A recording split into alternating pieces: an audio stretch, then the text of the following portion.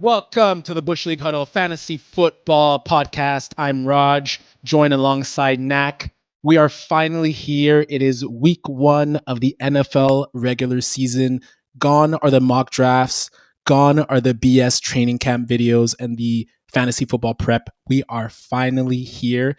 And on today's episode, our patented critically acclaimed love hate is back. We will be breaking down QBs, running backs, wide receivers, and tight ends that we love and hate to help you guys for your lineups this week. Before we begin, please do us a favor. Follow us on YouTube, Spotify, TikTok, Instagram, X, and Apple Podcasts. Thank you so much for everyone who followed us throughout the off season. Our divisional previews to our guests, our listeners, our 2QB Superflex strategy almost hit 1,000 views, all organic. So that's all thanks to a lot of you guys for resharing it. I hope it was helpful in your drafts. And now we're going to get right into it. We actually have a new segment this year. We're going to try it out. It's called the opening drive. The goal is to give you every week maybe one key stat or a few key tidbits to help you out in the coming week. It being week one of fantasy, there's not much stats that we can provide because there hasn't been any games yet. So the thinking behind this week is, what are going to be the keys to week one, or some of the things just to take note of as you enter in week one and then up into week two. So the first thing, don't overreact. Week one is always noisy. Don't let one game rewrite your draft board. You drafted players for a reason. Just because they have a bad game doesn't mean you have to start hitting the panic button. Doesn't mean you have to start trading any of those players. Don't overreact. Key number 2, matchups matter. Early season defenses can be shaky. Lean into the favorable matchups while depth charts stabilize. So if you see a team that has many new starters on defense, or if it's a team that hasn't made many changes throughout the offseason or the defense, and they were bad last year, attack that and see if that'll just provide value for your offensive player. Snap shares versus box score, that's another key aspect. Pay close attention to who's on the field, not just who scored.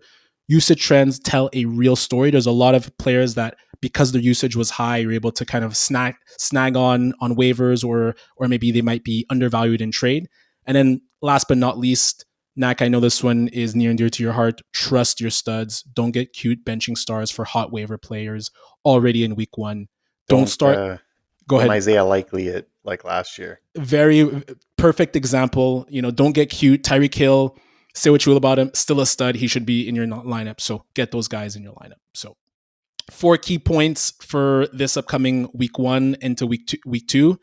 And we'll jump right into our love-hate. Pretty much the same format as last year. We're going to do 2 QBs we love and hate. 2 QBs we love, 2 QBs we hate. 1 running back we love and 1 we hate. 1 wide receiver we love and 1 we hate. And 1 tight end we love and 1 we hate. We'll try this format out for this week. We'll see if we want to add a little bit more next week. So as we are a 2 QB heavy podcast, we're going to start with you, Nak. Give me your first 2 QBs you love.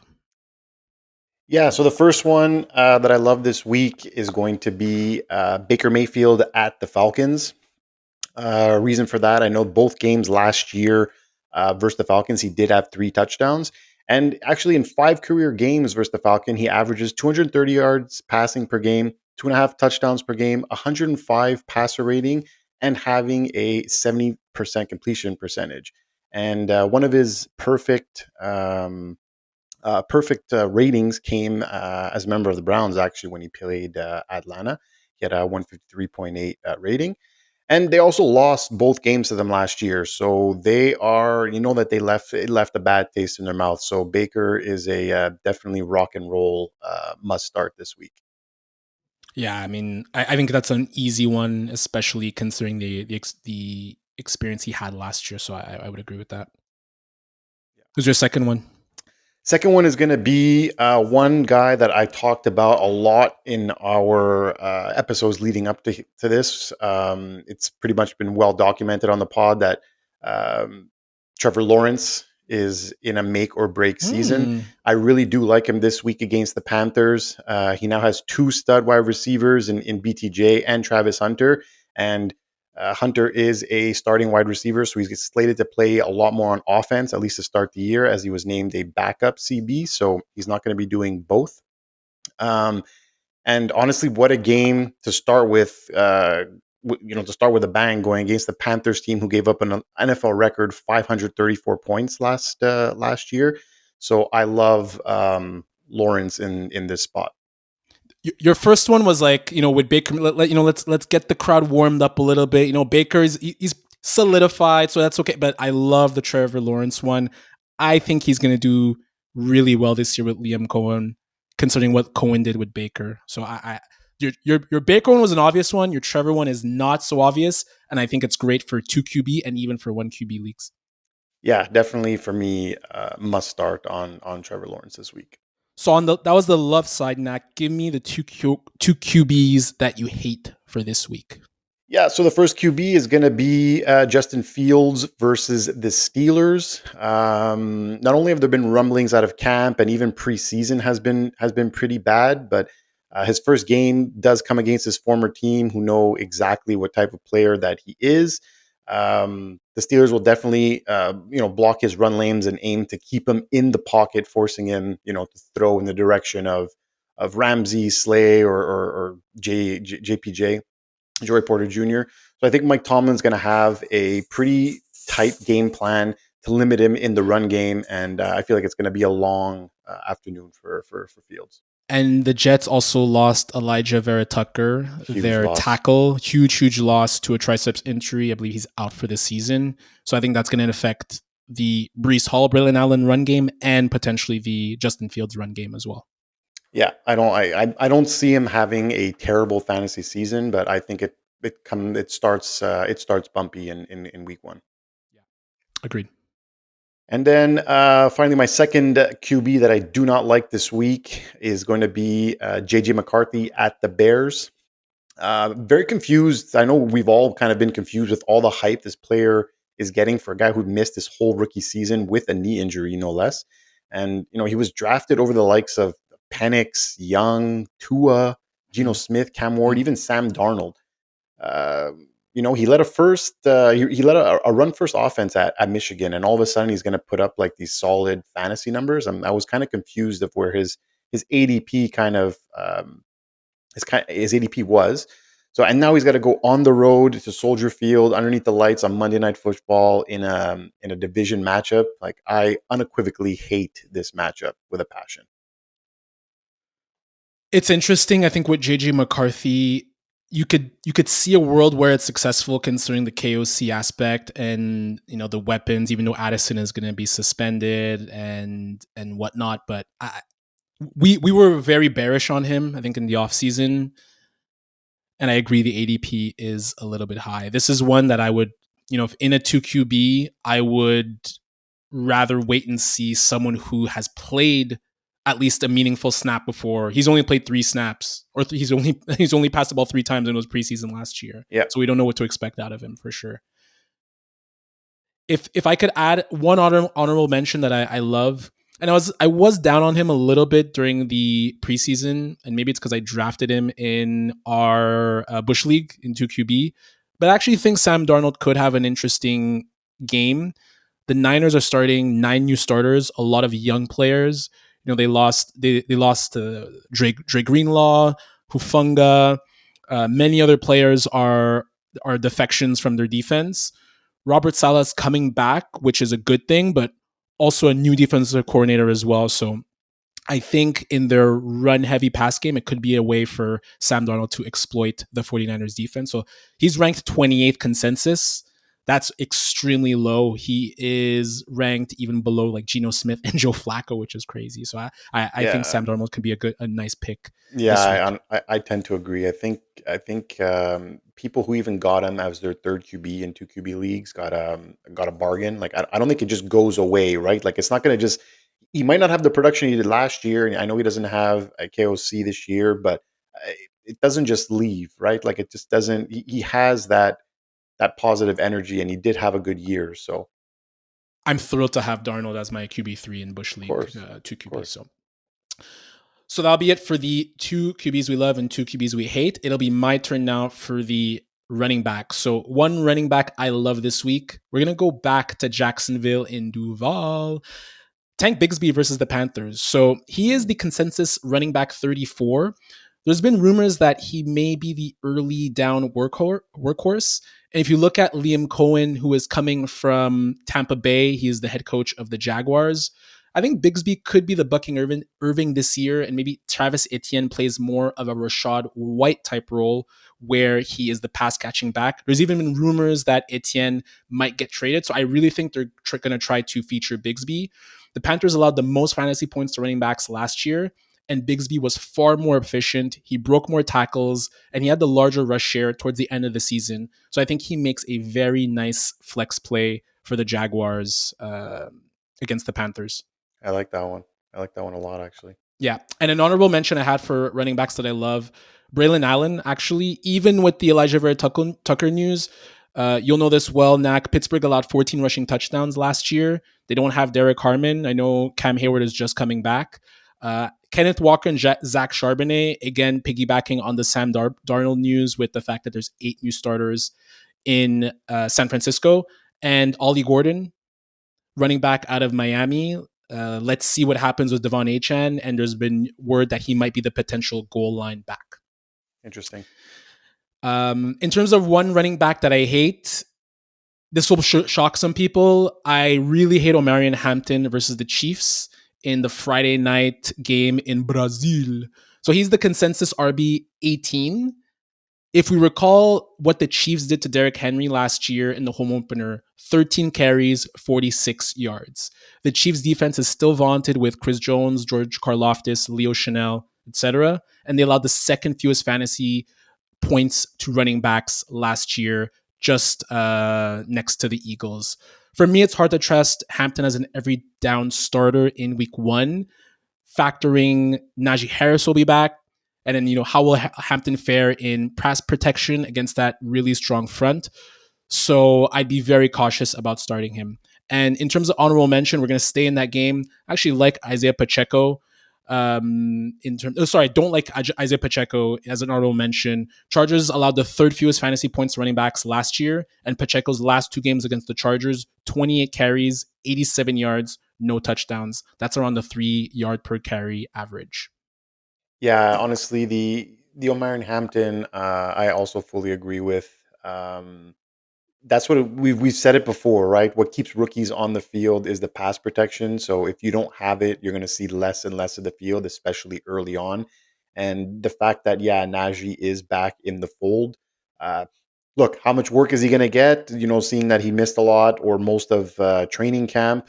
Um, he's still a vet, right? So that's what I think they're going to take into this. And I know Harbaugh really loved Najee Harris, and that was the reason why they went to go get him. He was a big component in that. So, I would be wary of him at the beginning of the season.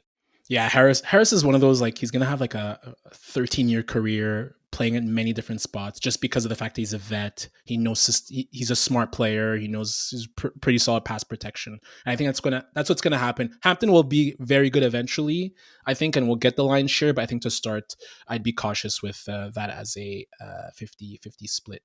Take us to the wide receivers, Knack. Who's the first wide receiver that you love? Yeah, first wide receiver that I love this week is going to be Ricky Purcell at the Seahawks. So in another offseason where, wide receiver drama took all the headlines, Ricky Purcell has been going a little bit under the radar. And in his final 2 games last year, he had 18 targets, 14 receptions, 210 yards, and 2 touchdowns. And I think even now with Juwan Jennings signed, I think Purcell is in for a big year, and I think it starts on Sunday. Yeah, he's a guy who got a ton of hype during the offseason, and I think I have him in 2 leagues. I'm 100% starting him as well. Yeah, I think even Jennings, right? He was hurt a little bit, so he's kind of coming back, and Yeah, they really don't have much. I know they signed MVS as well, but he was kind of new to the team, so probably won't play as much either. So figure Purcell is going to be extremely busy on Sunday. Go at the second wide receiver you hate, Nak, and I'll add some honorable mentions after. Fantastic. Yeah, so the wide receiver I hate this week is going to be DK Metcalf at the Jets. I know I'm a Steelers fan, and I'm going to say, yeah, I know you just don't like DK Metcalf, so he could be in your hate column every single week, no matter what. But look, you probably drafted DK to be your WR2, and I think he has a chance to hit top 24 numbers when it's all said and done. I don't think it's out of the realm of possibility. But with him and Rodgers learning a new offense, and the Steelers are historically a slow starting team, not to mention, he's probably going to be shadowed by Sauce Gardner all afternoon as well. So I can't see him putting up those WR2 numbers in week one. Yeah, the Sauce Gardner aspect. I'll be really curious to see how this pairing works. Again, I think I've said it, and I think you agree with me, Nak. Like, this is not the skill set of the type of wide receiver that Aaron Rodgers prefers. He likes precise route running, and that's the weakest part of DK Metcalf's game. So I'll be very interested to see how he fares. An honorable mention, I love this week at the wide receiver position. I think Roma Dunze could be an interesting play. I'm going to be starting him in Bush League, and either Bush League or another one of my leagues. I'm in 5 leagues, so forgive me for not remembering which one he's in. But Minnesota played a ton of too high last year, and Odunze ranked quite well in terms of separation against too high safety looks. So I have an inkling that he's going to be involved way more. I could see him in the Jameson Williams role this year for the Chicago Bears with Ben Johnson.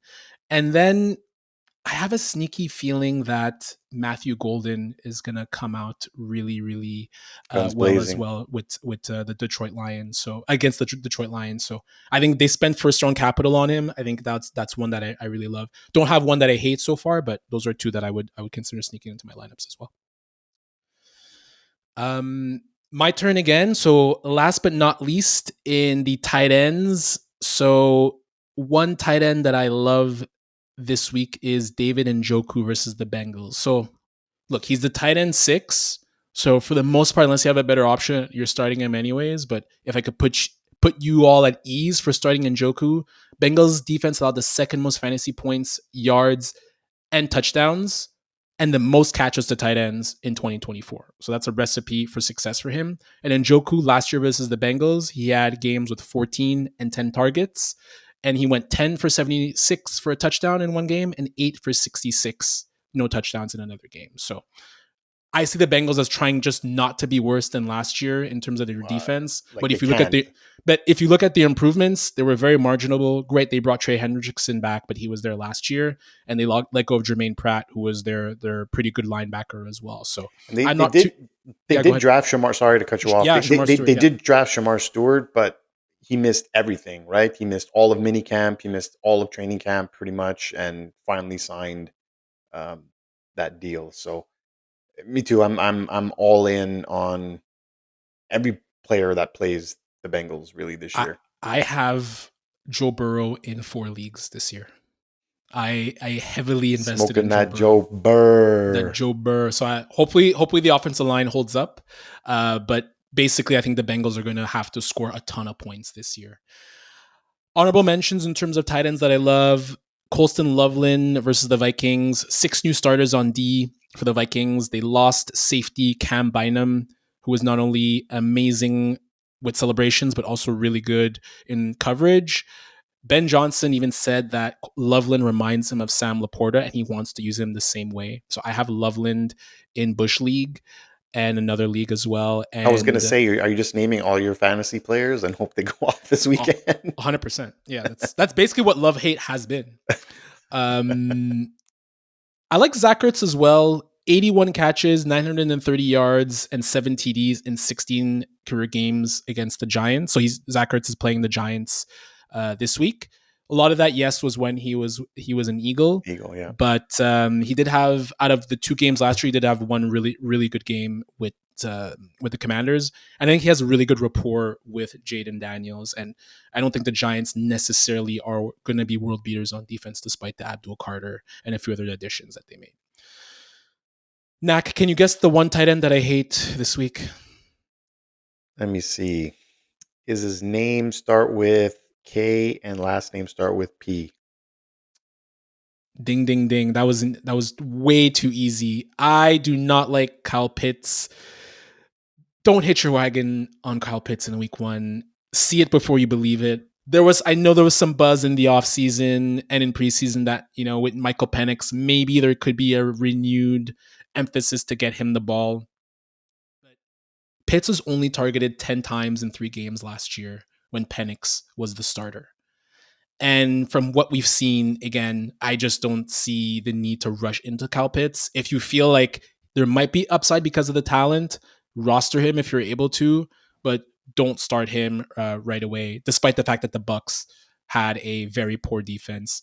Drake London has a 40% target share and target rate with Penix and the Falcons. Penix is going to go that way first and foremost, and they still have Darnell Mooney, and obviously Bijan Robinson is a big factor in the passing game. Honorable mentions I have for tight ends that I hate: Jake Ferguson versus that Eagles secondary, Cooper DeJean, Zach Bond. They also drafted Jihad Campbell, who's a fantastic linebacker in coverage, rookie linebacker, but fantastic in coverage. He had no touchdowns last year, so TBD on how he will be used, especially with George Pickens. So that's one that I would be weary of. That's it. We are gonna blaze through love hate this year. Gonna try to get you the content and focus on that, and you'll be able to see all of this on social media as well. We're also going to be posting our waiver picks on social media as well, either Sunday or Monday. So can't wait to see what happens for the rest of week one. There's also the Chiefs and Chargers. That'll be really interesting to see in Brazil. On behalf of NAC and just NAC today, I'm Raj. We'll see Fab soon. We miss you, Fab. We do miss you, This Fab. is the Bush League Huddle Fantasy Football Podcast. Please follow us on Spotify, Apple, TikTok, Instagram. You know where to find us. And we are out. Let's go. Short and sweet, baby. That's all we need. That's all we need. Got the info. Get out. Goodbye. Goodbye.